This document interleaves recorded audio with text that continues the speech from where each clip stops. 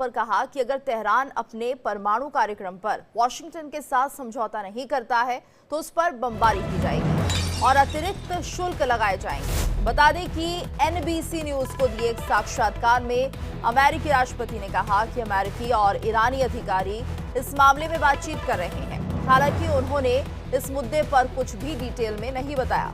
अमेरिकी राष्ट्रपति ने कहा कि अगर ईरान कोई सौदा नहीं करता है तो बमबारी होगी।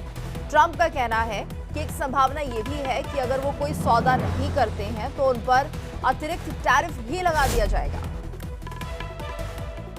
तो ईरान पर बमबारी करने की धमकी दी जा रही है अमेरिका की तरफ से। ट्रंप ने यह धमकी ईरान को दी है कि अगर परमाणु डील नहीं होती है तो बमबारी की जाएगी। तो इस तरह के हालात बनते दिख रहे हैं। वॉशिंगटन के साथ परमाणु समझौता करने की धमकी दी जा रही है ईरान को। अतिरिक्त शुल्क लगाने की भी धमकी ईरान को ट्रंप दे रहे हैं।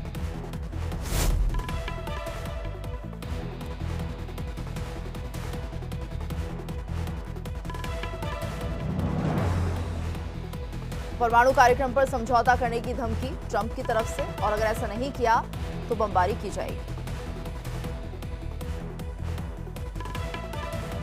और आज हम इसी मुद्दे पर चर्चा कर रहे हैं, जिसके लिए हमारे साथ मेहमानों का पैनल भी जुड़ चुका है। हमारे साथ ब्रिगेडियर शारदेंदु जी जुड़े हुए हैं, डिफेंस एक्सपर्ट है। साथ ही हमारे साथ retired air marshal OP Tiwari ji भी जुड़े हुए हैं, डिफेंस एक्सपर्ट हैं। आप दोनों का बहुत बहुत स्वागत है। और जिस तरह से हम देख रहे हैं, ट्रंप यहाँ पर ईरान को धमकी दे रहे हैं कि देखिए, अगर आपने हमारे साथ न्यूक्लियर डील नहीं की तो आपके ऊपर बमबारी की जाएगी। शारदेंदु सर, क्या ये वाकई सही है कि इस तरह की धमकी दी जा सकती है और ईरान लग नहीं रहा है कि इस मूड में है कि वो इस धमकी को स्वीकार करे? वो भी पूरी तरह से मुस्तैद है कि हाँ ठीक है, हम भी तैयार अगर लड़ना ही चाहते हैं तो।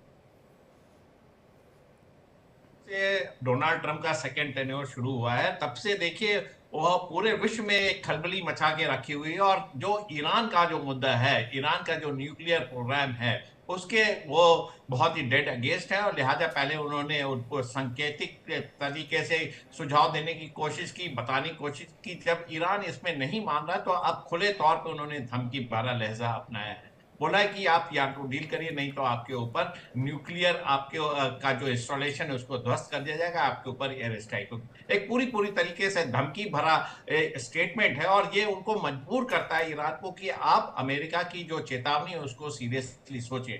और जो पेजेस्कियां हैं ईरान के प्रेसिडेंट, वो एक मॉडरेट नेता माने जाते हैं। उन्होंने देखिए बोला है कि वो नेगोशिएशन के लिए तैयार हैं, लेकिन डायरेक्ट नेगोशिएशन वो अमेरिका के साथ नहीं करेंगे, वो इनडायरेक्ट नेगोशिएशन करेंगे। और वो ओमान के थ्रू ये नेगोशिएशन करने की बात कर रहे हैं। लेकिन इस तरीके के धमकी भरे जो स्टेटमेंट आते हैं किसी देश के खिलाफ, वो उस देश की संप्रभुता के लिए ठीक नहीं, उस देश के अस्तित्व के लिए ठीक नहीं है। देखिए आज की डेट में ट्रंप का मानना है कि आइदर माई वे और हाईवे, इस फिलॉसफी पे वो काम कर रहे हैं। या तो आप मेरी बात सुनिए, नहीं तो जो अमेरिका है वो तमाम तरीके के रिस्ट्रिक्शन लगाएगा, टैरिफ लगाएगा, और ईरान के लिए तो वो स्ट्राइक करने की बात करते हैं। और इसी के तहत देखिए उन्होंने दियागो गार्सिया में अपने जंगी बेड़े को मूव कर दिया है, वहां के एयरबेस को अलर्ट कर दिया, और कहीं ना कहीं इजराइल को भी वो अपने साथ रखे हैं। जब ईरान पे वो हमला करेंगे उनके न्यूक्लियर इंस्टॉलेशन पे, तो तमाम ऐसे उनके मिलिट्री बेसेस हैं मिडिल ईस्ट में, जिसकी मदद से वो स्ट्राइक करेंगे। तो इस स्ट्राइक को हल्के में नहीं लेना चाहिए, जिसको पेजेस्कियां अच्छे से समझ रहे हैं। उन्होंने नेगोशिएशन का दरवाजा खुला रखा है। और जहां तक इनडायरेक्ट टॉक की बात है थ्रू ओमान, इसमें मेरा मानना है कि आगे आने वाले दिनों में बढ़ोतरी होगी, कुछ सक्सेस मिलेगा। कंडीशन ये है कि आप न्यूक्लियर प्रोग्राम, आपका जो इनरिच न्यूक्लियर है उसको आप और ना बढ़ाएं, उसको आप पीसफुल पर्पसेस के लिए क्या यूज करेंगे, आप उसको बिल्कुल सीज कर दीजिए। और IAEA की जो एक्टिविटीज है, जो इंस्पेक्शन होना है, उसको और इंटेंस तरीके से करिए और अपनी सारी गतिविधियों को सीज कर दीजिए। कहीं ना कहीं ईरान को वो रशिया और चाइना से भी अलग थलग करना चाहते हैं इस न्यूक्लियर प्रोग्राम के बारे में, क्योंकि ईरान का जो न्यूक्लियर प्लान है वो कहीं ना कहीं चाइना और रशिया की शय से आगे बढ़ रहा है। अमेरिका इसको अच्छे तरीके से समझता है। डील क्या है सर? ईरान पे अगर वो स्ट्राइक करता है तो वो ये न्यूक्लियर डील है क्या सर? ट्रंप क्या चाहते हैं ईरान से न्यूक्लियर डील के तहत, जो कि हो नहीं पा रहा है? आपने मेरे से सवाल पूछा? जी शारदेंदु सर आपसे। देखिए ये जो न्यूक्लियर डील है, जो आपका जो इनरिच मटेरियल आपके पास है वो आप इसका इस्तेमाल नहीं करेंगे, इसका फर्दर प्रोग्रेशन नहीं करेंगे, और साथ में जो आपकी सारी जो न्यूक्लियर प्लांट है उसको आप उस पर किसी भी तरीके की कार्रवाई ना करें, जिससे कि आपका जो न्यूक्लियर वेपन का जो डेवलपमेंट का स्टेज है वो रुक जाए। और कहीं ना कहीं ईरान को अपना स्टैंड को सॉफ्टन करना पड़ेगा, और साथ में अगर ईरान बोलता है कि वो फर्स्ट यूज नहीं करेगा, उसका पीसफुल पर्पसेस की तरफ होगा, और वो जो इंटरनेशनल एटॉमिक एनर्जी एजेंसी है उसके इंस्पेक्शन के लिए तैयार रहेगा और उसमें किसी भी तरीके की कार्रवाई नहीं करेगा, सीज कर देगा अपना प्रोग्राम, शायद ये उनकी मंशा है। लेकिन ईरान इसमें झुकता हुआ नजर नहीं आ रहा, क्योंकि ये उसका बार्गेनिंग स्ट्रेंथ है पूरे मिडिल ईस्ट में। इसी के तहत वो पूरे मिडिल ईस्ट में अपनी लीडरशिप को मनवाना चाहता है, और साथ में जितने प्रॉक्सीज हैं उनका एग्जिस्टेंस ईरान के ऊपर डिपेंडेंट है। आज की डेट में अगर ईरान अमेरिका से बकल डाउन कर जाता है इस न्यूक्लियर प्रोग्राम के प्रेशर में, तो उसका एग्जिस्टेंस खत्म होता हुआ नजर आएगा। वो भी एक नॉर्मल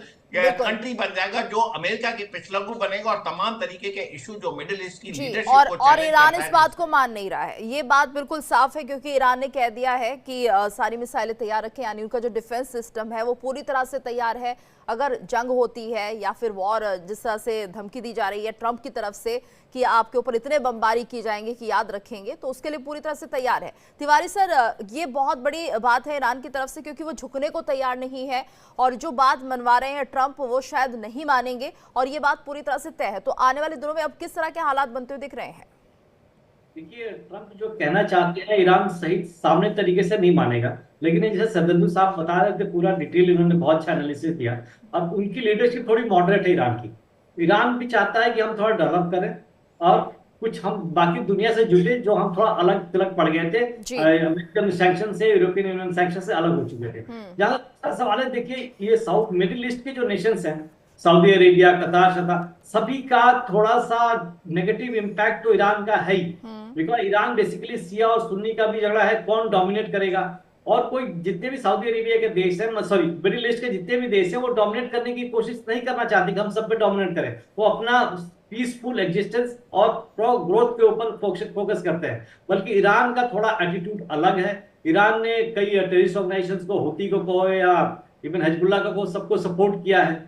अभी जैसे ट्रंप की नजदीकियां रशिया के पास आ गई है, रशिया की तरफ थोड़ी आ रही है, अब रशिया का सपोर्ट भी ईरान से थोड़ा भविष्य में उम्मीद करते हैं कि कम होगा। अगर रशिया का सपोर्ट नहीं होगा तो ईरान अलग थलग पड़ जाएगा, फिर अलग थलग पड़ जाएगा। और जो न्यूक्लियर जो डेवलपमेंट कर रहा है, जितनी डिटेल अभी सदस्य साहब ने दी थी, जितना आगे बढ़ने की कोशिश कर रहा है, उसको एक रोक लगानी पड़ेगी, और मैं श्योर वो लगाएगा भी। क्योंकि जैसे भी ट्रंप कह रहे हैं, तो ट्रंप बोली नहीं, अमेरिका नहीं बोली, इजराइल इज ऑल्सो वेट कर रहा है। इजराइल वेट कर रहा है कि थोड़ा सा वर्ल्ड ओपिनियन बने, वो स्ट्राइक करे। तो स्ट्राइक तो इजराइल के एयरक्राफ्ट से ही करेंगे, बिकॉज वो बहुत कैपेबल है, वही करेंगे। And they are waiting, opportunity wait कर रहे हैं कि जैसे ईरान कमजोर होगा तो हिजबुल्लाह कमजोर होगा, और इजराइल की एग्जिस्टेंस मजबूत होगी और रहेगी। तो ये मुझे उम्मीद है कि ईरान की जो लीडरशिप है, अभी ट्रंप जो बात कर रहे हैं वो एक समझौता होगा और सीधे तरीके से बात मानेंगे। पहले भी इंस्पेक्शन एटॉमिक एनर्जी जो इंस्टीट्यूशन है उनके इंस्पेक्शन हुए हैं, और उन्होंने बीच में रोक दिया था। अब शुरुआत होगी, बिकॉज इनको खाली न्यूक्लियर बॉम्ब बनाने से ईरान का भला नहीं होगा। वो पीसफुल एनर्जी से काम करें, एक खाली दबदबा बनाने की कोशिश कर रहे थे कि हमारे पास न्यूक्लियर बम होगा तो लोग डरते रहेंगे, बाकी मिडिल ईस्ट के जितने नेशन है सब उनके प्रभाव में पड़े रहेंगे। लेकिन ये तो भाई बता नहीं है कि नहीं बना पाया, कुछ ना कुछ तो बना ही चुका है, इन्वेस्टमेंट काफी हो चुकी है।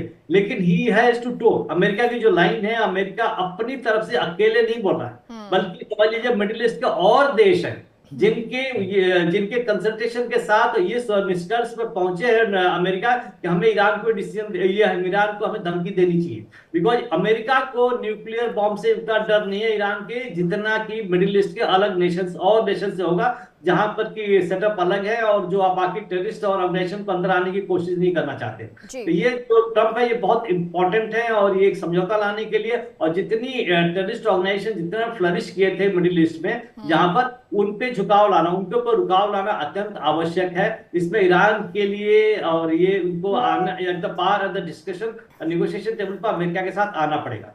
जी शारदेंदु सर, और यहाँ पर जो ईरान है वो ये भी नहीं कह रहा है कि पूरी तरह से बात नहीं करेंगे। इनडायरेक्ट टॉक्स का उन्होंने एक बात रखी है सामने कि ओमान के थ्रू हम चाहें तो बात कर सकते हैं, यानी सीधे तौर पर 1 to 1 नहीं करेंगे, लेकिन ओमान को बीच में रखते हुए ये बातचीत अमेरिका के साथ हो सकती है। तो ये भी उन्होंने कहा है, तो इस बात से क्या समझे? देखिए, ईरान कहीं ना कहीं ये मानता है कि अमेरिका जिस दिन चाहेगा ईरान के ऊपर स्ट्राइक करके उसके न्यूक्लियर प्रोग्राम को तहस नहस कर सकता है। इसलिए उसने अपना डायरेक्ट टॉक की बात ना करके इनडायरेक्ट टॉक की बात करता है, जिससे कि एक कम्युनिकेशन का रास्ता खुला रहा है और ओमान उसमें एक अहम रोल प्ले करता है। अभी भी ईरान ने जब भी अमेरिका से बात करने की कोशिश की है वो इनडायरेक्ट मीन्स की है, क्योंकि होता है जब दो हेड ऑफ स्टेट मिलते हैं तो आप अपने नेशनल इंटरेस्ट की बात करते हैं और नेशनल इंटरेस्ट क्लैश करेगा। अमेरिका का जो न्यूक्लियर कंडीशन, ये देखिए बहुत ही डिफरेंट तरीके का उन्होंने कंडीशन लगाया हुआ। उन्होंने बोला कि आपके पास जो 98% यूरेनियम एनरिच्ड है उसका स्टॉक पाइल खत्म करके आपका जो यूरेनियम एनरिचमेंट का जो स्टेटस वो 3.67 होना चाहिए, 98% से 3.67। इसका असर ये होगा कि आपने जितने एनरिच्ड यूरेनियम आपके पास है वो आप उसको डिस्ट्रॉय करिए, उसको आप डिस्पोज ऑफ करिए और अपने पूरे तरीके से न्यूक्लियर प्लान को शेल्व कर दीजिए। 3.67% यूरेनियम एनरिचमेंट का मतलब नथिंग, कुछ भी आप इसमें हासिल नहीं कर सकते as far as nuclear weapon is concerned. जी, ये पॉसिबल नहीं है, ये संभव ही नहीं है। जी हाँ, जी हाँ, एब्सोल्युटली ये संभव नहीं है। ईरान के लिए बड़ा रिट्रोग्रेड एक्शन होगा, क्योंकि इतने सालों का एफर्ट, इतने तरीके की मंशा और इस तरीके से नेशन ने प्रोग्रेस किया है। आज की डेट में अगर ईरान इस शर्तों को मान लेता है तो वो एग्जिस्टेंस की उसकी प्रॉब्लम आ जाएगी, उसका जो दबदबा मिडिल ईस्ट में वो खत्म हो जाएगा। वो किस तरीके से फिलिस्तीन के कॉज या अपने जितने नॉन स्टेट एक्टर हैं कैसे सपोर्ट करेगा। एक देखिए, न्यूक्लियर थ्रेट एक बहुत बड़ा थ्रेट होता है। जब आप न्यूक्लियर पावर बन जाते तो आप उसका, जी बिल्कुल, ये थ्रेट बहुत बड़ा है और कहीं ना कहीं लोगों में डर जरूर होता है, इस्तेमाल किया जाता है। जी, उसके इस्तेमाल का डर लोगों में होता है और कहीं ना कहीं दूसरे देशों से अपने आप को डिफेंस करने के लिए बहुत जरूरी भी हो जाता है। इस वक्त हमारे साथ एक और मेहमान जुड़ गए हैं, संजीव श्रीवास्तव जी, एक्सपर्ट है फॉरेन अफेयर के। संजीव जी, आपको बहुत बहुत स्वागत है इंडिया डेली पर। सर, आपसे भी समझना चाहेंगे जो ट्रंप और ईरान के बीच में चल रहा है और ट्रंप ने धमकी दी है ईरान को कि बमबारी कर दी जाएगी अगर न्यूक्लियर डील आप नहीं करते हैं, तो इसको लेकर क्या कहेंगे? मिडिल ईस्ट कंट्रीज को लेकर ये बताइए कि किस तरह का द्वंद्व अभी देखा जा रहा है। देखिए गीतू जी, यूनाइटेड स्टेट्स ऑफ अमेरिका और इजराइल इस बात को लेकर के संकल्पबद्ध हैं कि वो ईरान को न्यूक्लियर वेपन्स एक्वायर नहीं करने देंगे। और वो चाहे वो ट्रंप का एडमिनिस्ट्रेशन हो वर्तमान समय का, या उसके पहले का बाइडेन एडमिनिस्ट्रेशन रहा हो, या इवन कि उसके पहले आप जाएं तो जो पहला प्रशासन ट्रंप का था, बराक ओबामा था, या के प्रशासन का जिक्र करें या उसके पहले, सभी यूएस एडमिनिस्ट्रेशन ने ये संकल्पबद्धता जाहिर की। और इजराइल तो ये बिल्कुल भी इसको स्वीकार नहीं कर सकता कि जो है ईरान के पास कोई न्यूक्लियर वेपन्स होगा। और इसी संदर्भ में प्रेसिडेंट बराक ओबामा ने एक न्यूक्लियर जो डील थी वो ईरान के साथ की थी और अनेक शर्तों के साथ ये JCPOA, जिसको हम कहते हैं joint comprehensive plan of action, जो ईरानियन न्यूक्लियर डील के रूप में हम जानते हैं, वो साइन किया गया था। लेकिन जिस तरीके से ईरान की महत्वाकांक्षाएं हैं, ईरान का जाहिर है कि अभी भी एक न्यूक्लियर एम्बिशन रहा है, जिसको लेकर के ट्रंप प्रशासन आशंकित रहता है कि ईरान इसको लेकर के जो पिछला जो डील हुई थी वो गंभीर उसके लिए नहीं था। ईरान जिस तरीके से टेरर प्रॉक्सीज के माध्यम से अपने क्षेत्रीय प्रभाव को बढ़ाने की कोशिश करता है, उसको लेकर के भी राष्ट्रपति ट्रंप की अपनी एक रिजर्वेशंस थे कि ईरान को उस तरह का अपना जो रीजनल बिहेवियर है उसको सुधारना पड़ेगा। ईरान का जो बैलिस्टिक मिसाइल का जो प्रोग्राम है वो भी बहुत ही एग्रेसिव रहा है। तो और ईरान के सुप्रीम लीडर अयतुल्लाह खामनाई के द्वारा और अन्य जो IRGC के लीडर्स के द्वारा जिस तरीके से पूरे इजराइल को ऑब्लिटरेट करने की बातें कही जाती हैं, इजराइल के अस्तित्व को ही समाप्त करने की बातें कही जाती हैं, होलोकॉस्ट को डिनाई किया जाता है, तो ऐसे में इजराइल ईरान के न्यूक्लियर वेपन्स को लेकर के बहुत ही आशंकित रहता है कि यदि उसके पास ये न्यूक्लियर वेपन्स आ गए तो वो पूरे इजराइल के अस्तित्व को ही मिटाने की के बारे में सोच सकता है। तो ऐसे में जो इजराइल और ईरान और अमेरिका और इजराइल का जो संकल्पबद्धता हो तो स्पष्ट रूप से दिखाई देती है। लेकिन डोनाल्ड ट्रंप ने ये जो डील का ऑफर किया है, जाहिर है कि वो एक ऐसी डील है कि जिसके के ऊपर अगर अमल में आती है या ऐसी डील साइन होती है, हालांकि ईरान ने ऐसा करने से इनकार किया है, तो ऐसे में जो अमेरिका और इजराइल का जो ये संकल्प है कि वो इजराइल को न्यूक्लियर वेपन्स हासिल नहीं करने देंगे, उसमें वो मदद मिलेगी। लेकिन अब ईरान ने जैसा रुख अख्तियार किया है, ऐसे में राष्ट्रपति ट्रंप का ये कहना कि इसके ऊपर वो जो है बमबारी करेंगे, बड़े एक्शंस लेंगे, जाहिर है कि दबाव बनाने की रणनीति के तहत किया जा रहा है। और डोनाल्ड ट्रंप का जो रुख रहता है कि वो पीस थ्रू स्ट्रेंथ की बातें करते हैं, शक्ति से शांति लाने की बातें करते हैं, तो ऐसे में वो जो पीस थ्रू स्ट्रेंथ वाली जो डिप्लोमेसी है वो ईरान के संदर्भ में वो दिखा रहे हैं। और ईरान के बारे में तो उन्होंने एग्जीक्यूटिव ऑर्डर साइन करके एक मैक्सिमम प्रेशर कैंपेन भी आरंभ कर दिया है, जैसा कि उन्होंने पिछले कार्यकाल के दौरान भी किया था। तो यदि ईरान जाहिर है कि इस तरीके की बातों को नहीं मानता है, तो आने वाले समय में अमेरिका जो मैक्सिमम प्रेशर कैंपेन के तहत और भी बड़ी कार्रवाइयां कर सकता है और उसके जो पूरे इकोनॉमिक सिस्टम को, जैसा पिछले प्रशासन के दौरान उसके ऑयल के जो एक्सपोर्ट्स को पूरी तरह से जो है मिनिमाइज कर दिया गया था, उसी तरीके का भी कोई बड़ा एक्शन अमेरिका ले सकता है। और जाहिर है कि जहां तक बमबारी की बात है तो इस तरीके की संभावनाओं से इनकार नहीं किया जा सकता। मैं स्पष्ट रूप से कहना चाहता हूं कि यदि ईरान नाप की परीक्षण की तरफ बढ़ता है तो अमेरिका और इजराइल सीधी सीधी कोई कार्रवाई ईरानियन न्यूक्लियर इंस्टॉलेशंस पे कर सकते हैं। ऐसी संभावनाओं से इनकार नहीं कर सकते। जी तिवारी सर, और यहाँ पर जो ट्रंप है वो इस डील के पीछे ये भी कह रहे हैं क्योंकि मिडिल ईस्ट में जिस तरह से कन्फ्लिक्ट बढ़ता जा रहा है उससे दूर करना उनका मकसद है, लेकिन लग नहीं रहा है कि वो इस मकसद को पा पाएंगे। अगर ये सिचुएशन बनती है कि यहाँ पर ईरान उनकी बात नहीं मानेगा, जो कि 99% ऐसा है कि ऐसा होगा अगर कोई और मीडिएटर बीच में नहीं आता है, तो उस वक्त किस तरह के हालात बनते हैं और क्या सिचुएशन रहने वाली है? देखिए, बिल्कुल इसमें दो सिचुएशन काफी क्लियर है कि ईरान अगर बात नहीं मानता, अगर न्यूक्लियर बेसिस पे स्ट्राइक हुई तो खाली स्ट्राइक तक सीमित नहीं रहेगा, ये वॉर एस्केलेट होगा। अगर वॉर एस्केलेट होगा तो ईरान की वही हालत होगी जो इराक की हुई थी। इस सिचुएशन से ईरान भली भांत परिचित है और नहीं चाहेगा कि ऐसी हालत हो जिसकी वजह से कि हम भी इराक जैसे बन जाए। दूसरी वहां की लोकल पॉपुलेशन अभी जो खुमैनी साहब है बहुत बुढ़े हो चुके हैं, कब तक कंट्रोल करेगी देखने की बात है। लोकल पॉपुलेशन की आजकल के जमाने की जो लड़कियां होंगी अपने नानी और दादी से जो कहानियां सुनती होंगी कि पहले ईरान कैसा था, शाह के टाइम में कितना समाज खुला हुआ था, कितने खुश रहते थे लोग, तो ये एक अंदर जो है एक भावना बढ़ रही है के खिलाफ कि बहुत साल हो गए, हम विश्व से अलग हो गए, हमारी लाइफ भी कंट्रोल हो गई, हम दब गए, हम खुद के जी भी नहीं पा रहे, वो भी पा रहे। ये दोनों रीजन उनको सरकार को भली भांत से परिचित है ये लोग, तो ये बिल्कुल नेगोशिएशन टेबल पर आएंगे। भले ही अमेरिका थोड़ा समझौता करे लेकिन ये नेगोशिएशन पक्का होगा। अगर नहीं हुआ तो इसमें ईरान की तबाही होगी और इराक की तरफ ये बढ़ेगा, क्योंकि एक बार जब वॉर शुरू हो जाएगी तो कोई छोड़ेगा नहीं इसमें। मिडिल ईस्ट कंट्रीज से मे बी ओमान को छोड़ के बाकी कंट्रीज का भी इनडायरेक्टली इजराइल और अमेरिका को सपोर्ट अवश्य ही होगा। ठीक है, यानी उनका सपोर्ट है तभी ये बात भी सामने आ रही है। शारदेंदु सर, ये भी बताइए क्या इसमें न्यूक्लियर वेपन इस्तेमाल किया जा सकता है, क्योंकि ईरान का जो व्यवहार है वो बहुत रिजिड है, वो नहीं मानना चाहता, तो एक पॉसिबिलिटी है क्या न्यूक्लियर वॉर भी हो सकती है? देखिए, मैं इसको अलग तरीके से देखता हूं। जो अमेरिका की इनिशियल स्ट्राइक होगी अगर हुई, मेरा मानना है कि हमारे समझ से नेगोशिएशन से बात बन जानी चाहिए, क्योंकि प्रेशर बहुत है ईरान के ऊपर और कहीं ना कहीं वो टाइम भी गेन करेगा और इसको जितना ज्यादा से ज्यादा डिले करे। लेकिन अगर उसके ऊपर स्ट्राइक होता तो पहले कन्वेंशनल वेपन, तमाम तरीके के 2000 पाउंडर बॉम्ब और इस तरीके के जो हैवी स्ट्राइक वेपन है उसके द्वारा किया जाएगा और एयर बम्बार्डमेंट करके उनके न्यूक्लियर इंस्टॉलेशन को खत्म किया जाएगा। लेकिन अमेरिका आज की डेट में हमेशा वन साइडेड मैच खेलता है, कमजोर से कमजोर देश के ऊपर वो हैवी बमबारी करेगा, लेकिन जब रशिया से बात आती है तो वो नेगोशिएशन टेबल पे जाता है और बहुत पेशेंस दिखाता है। तो इसके तहत मेरा मानना है कि उस पर स्ट्राइक संभव हो सकता है, लेकिन अमेरिका को एक पक्ष और ध्यान रखना होगा, at the verge of declaring nuclear power है। अगर उन्होंने पूरी तरीके से इनके न्यूक्लियर प्लांट को ध्वस्त नहीं किया और उसके पास 98% यूरेनियम एनरिच मटेरियल है, तो कहीं ना कहीं आगे आने वाले दिनों में, चाहे हफ्ता, 10 दिन, 15 महीने, 2 महीने के बाद, ईरान इस न्यूक्लियर वेपन को डेफिनेटली लॉन्च करेगा और वो होगा लॉन्च इजराइल के अगेंस्ट। इसको हमेशा से आपको वॉर गेम करना पड़ेगा। मिडिल ईस्ट की क्या स्थिति होगी, क्या इकोनॉमिक कंडीशन होगी, क्या सफरिंग होगी। अमेरिका देखिए वन साइडेड गेम खेलने के लिए एक्सपर्ट है, माना जाता है।